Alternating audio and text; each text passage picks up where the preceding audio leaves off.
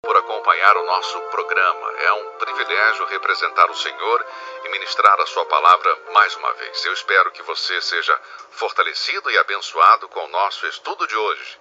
Essa é a minha oração. Se você não é salvo, amigo, se você não conhece a Cristo Jesus como seu Salvador, o meu desejo é que você o conheça hoje.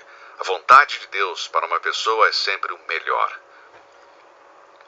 Bem, hoje vamos tratar sobre um tema muito importante, um tema que eu não gostaria de tratar, porque não é algo bom falar da punição eterna dos perdidos e sobre o inferno, e esse é o tema do programa de hoje. Nenhuma série de estudos em relação à vida futura, à vida após a morte, seria completa se omitíssemos o ensino e a doutrina bíblica sobre o inferno e o castigo futuro. Mas antes de começarmos esse programa, o estudo de hoje, vamos buscar a Deus em oração. Pai querido, nós te agradecemos por tua santa palavra que nos ilumina e nos dá um panorama do futuro. Nós não precisamos de uma bola de cristal ou de cartas, pois nenhuma dessas coisas tem lugar na vida de um cristão. Nós agradecemos, Senhor, por tua palavra. Tudo o que tu queres que saibamos sobre o futuro está na tua palavra, e eu quero te agradecer por isso. Faça-nos homens e mulheres da palavra, da tua palavra, a Bíblia. Oramos em especial por aqueles, Senhor, que estão ouvindo o programa hoje, por aqueles que estão doentes em hospitais, em lares de idosos, que tu possas, Senhor, confortá-los. Oramos por aqueles que estão deprimidos, por aqueles que estão sofrendo, desempregados, Senhor, por aqueles que estão com o coração quebrantado, que tu os console neste momento. Responda a esta oração de acordo com a tua vontade, Deus. Nós oramos em nome de Jesus. Amém. Hoje vamos falar sobre o castigo futuro dos perdidos. Quando eu digo perdidos, quero dizer aqueles que não são salvos. Os termos salvos e perdidos são usados como contraste. Em Lucas 19, versículo 10, lemos: porque o Filho do Homem veio buscar e salvar o que estava perdido. Querido ouvinte, se você não é salvo, então você está perdido. Se você nunca nasceu de novo, se você nunca aceitou a Cristo Jesus como seu Salvador, você está perdido. Agora, se você aceitou a Cristo Jesus como seu Salvador, você está salvo e não perdido. A primeira vez que tentei pregar sobre o inferno, há vários anos atrás, pedi ao Senhor que me desse cautela e sensibilidade para falar sobre esse assunto. E hoje, para ser honesto, eu ainda tenho um certo temor ao falar sobre isso. Sabe, pense nisso, eu tenho que dizer que não há esperança para os que morrem rejeitando a Cristo. E isso não é nada agradável para mim. Quando eu tenho que sentar na frente desse microfone e dizer a milhares de pessoas que se elas morrerem rejeitando a Cristo, o que as espera é o lago de fogo, isso não é algo que me faça sentir bem. Acredite em mim, eu creio no que a Bíblia diz. A convicção e a confirmação dada por Deus em relação à agonia eterna dos ímpios faz com que venham a mim pensamentos terríveis. Almas condenadas ao tormento eterno. Isso me dá tremores só de pensar. Eu gostaria que não fosse assim. Eu preferiria dizer algo que lhe agradasse, mas é meu dever trazer esta mensagem, trazer a verdade que diz a palavra de Deus. Bem, este, portanto, é um tema que não é muito popular.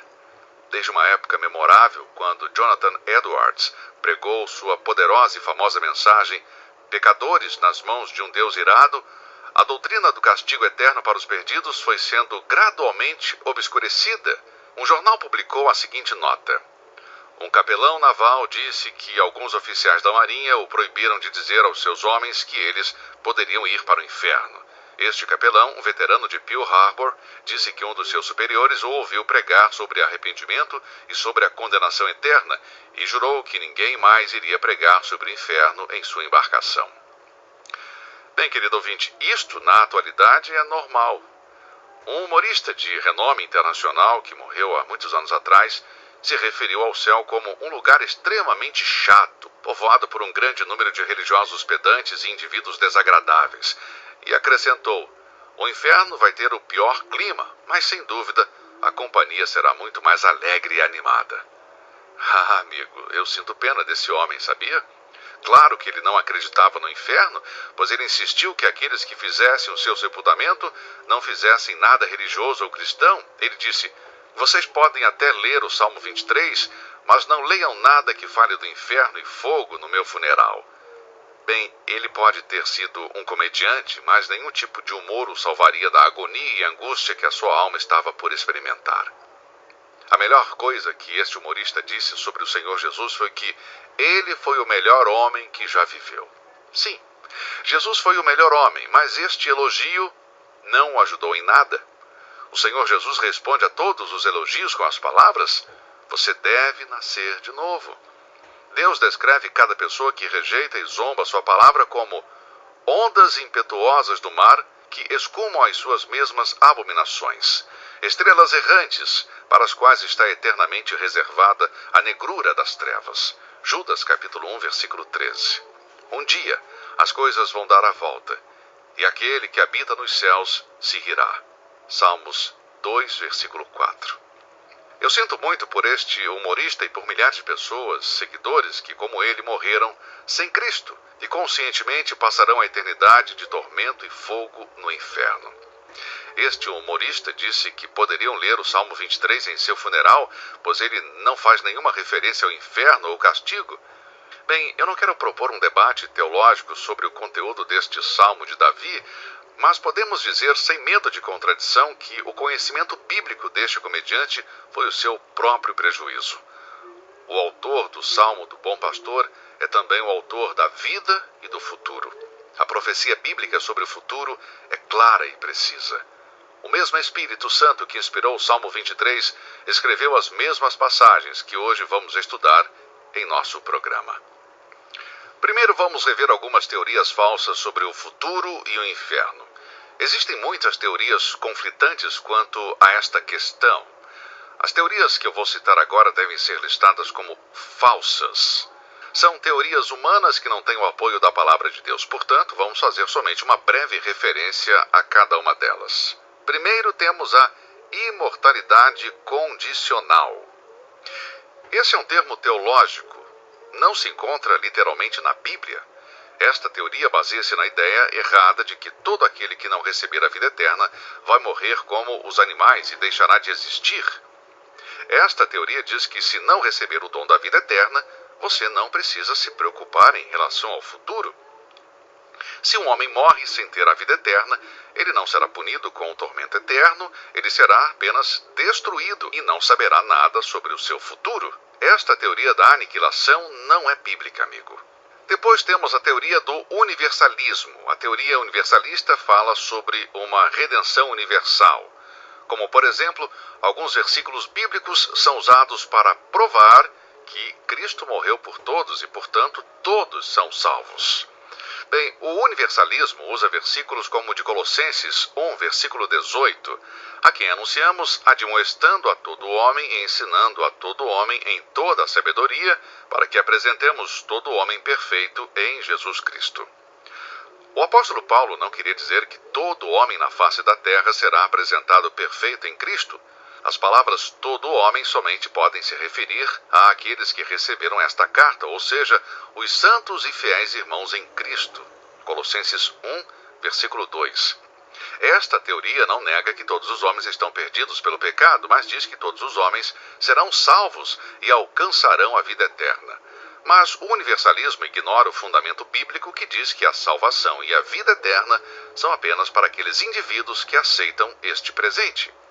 Não se pode afirmar a salvação baseado no universalismo.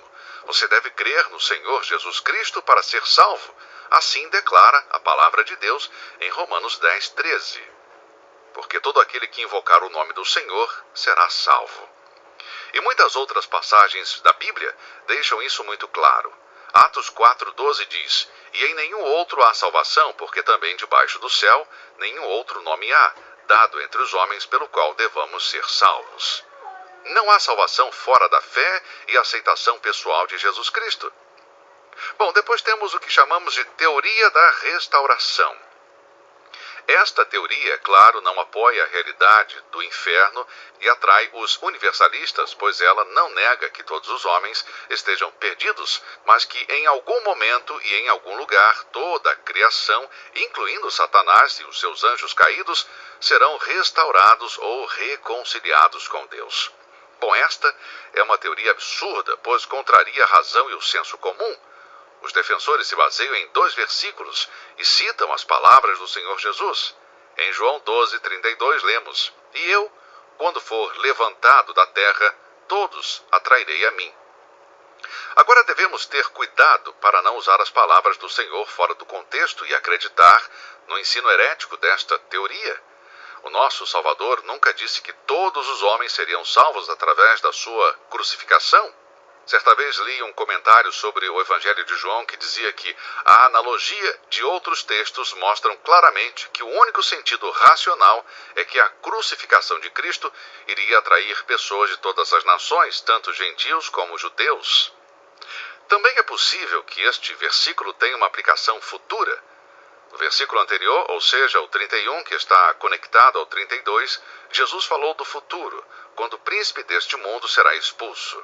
Naquele dia, os homens serão atraídos para ele. Quando? Bom, quando o príncipe deste mundo for expulso. Vemos que durante o milênio o diabo vai ser preso e, por causa disso, não poderá influenciar as pessoas. Existe um outro versículo frequentemente usado por aqueles que apoiam a teoria da restauração. Esta é uma das afirmações de Pedro em Atos, capítulo 3, versículos 19, 20 e 21. Vamos ler estes 3 versículos. "Arrependei-vos, pois, e convertei-vos, para que sejam apagados os vossos pecados, e venham assim os tempos do refrigério pela presença do Senhor.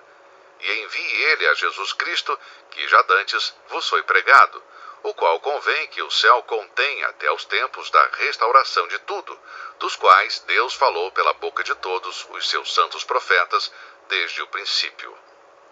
Aqui novamente os mestres das falsas doutrinas aproveitam uma frase das Escrituras e tiram-na de seu contexto original para encaixar em suas crenças. A frase "os tempos da restauração", ela não pode ser interpretada corretamente se não for aplicada a Israel. Lembre-se que esta mensagem de Pedro é dirigida a Israel. Quando ele começou o seu discurso no versículo 12, ele diz: "Homens israelitas." Portanto, se trata da restauração de todas as coisas para Israel quando Cristo vier para restaurar a nação. Sobre isso, o apóstolo estava falando. Se trata da restauração de tudo, dos quais Deus falou pela boca de todos os seus santos profetas desde o princípio. Devemos deixar estas declarações dentro de seu contexto original. Imediatamente nos encontramos limitados para definir a declaração de Pedro, pois devemos limitá-la à restauração de Israel para a terra da Palestina. E também em nenhum lugar das Escrituras encontramos algo que nos faz pensar que os ímpios e os incrédulos serão salvos. Esta teoria depende grandemente do que Paulo disse em Filipenses, capítulo 2, versículos 10 e 11. Ouça isto: "Para que ao nome de Jesus se dobre todo o joelho dos que estão nos céus e na terra e debaixo da terra, e toda língua confesse que Jesus Cristo é o Senhor, para a glória de Deus Pai."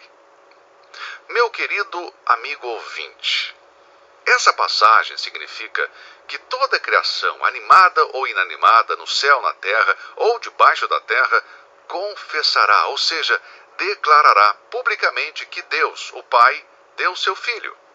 Não há mínima indicação em Filipenses 2, versículos 10 e 11, que todos os homens que aceitam a autoridade de Cristo serão salvos ou que deverão ser salvos. Quando nosso Senhor estava aqui na terra, os demônios reconheceram a sua autoridade. Você pode ler passagens como Marcos, capítulo 1, versículos 24 e 34, Marcos 3, versículos 11 e 12, e ver que esse fogo eterno está preparado para o diabo e seus anjos. Ainda assim, os demônios confessaram com frequência quem é Cristo. Em Marcos, capítulo 5, os demônios disseram a Jesus: "Que tenho eu contigo, Jesus, Filho do Deus Altíssimo?" Portanto, amigo, é preciso estar atento a essas falsas doutrinas sobre o futuro do homem. A Bíblia ensina sobre um lago de fogo, um lugar de tormento, de julgamento, condenação, o juízo de Deus sobre aqueles que morreram rejeitando a Cristo. Eu realmente gostaria que não fosse assim, mas, meu caro ouvinte, é a verdade, e você precisa crer nisso, você precisa entender isso. Muito bem, vamos ver agora o outro ângulo dessa questão. Ouvimos muitas vezes que Deus é bom e que perdoa, então Ele não pode deixar as pessoas sofrerem no inferno, implorando pelo amor e compaixão de Deus. Há pessoas que insistem que Deus não permitirá que suas criaturas pereçam. Existem muitos ditos sentimentais sobre o amor de Deus que são citados para apoiar esta teoria de que Deus não deixará nenhuma alma sofrer o tormento por toda a eternidade. Mas jamais devemos esquecer que o inferno é uma questão que não depende do amor de Deus, mas do arrependimento e fé de cada indivíduo na obra consumada de Cristo na cruz. Deus é amor, é verdade, mas o homem tem o livre arbítrio. O homem não é condenado ao inferno por Deus, mas irá para o inferno por ter voluntariamente rejeitado o escape que Deus proveu para o salário do pecado, que é a morte. Esta é a fé salvadora do Senhor Jesus Cristo. Deus era amor no Antigo Testamento, no entanto, o povo de Israel foi punido por seus pecados.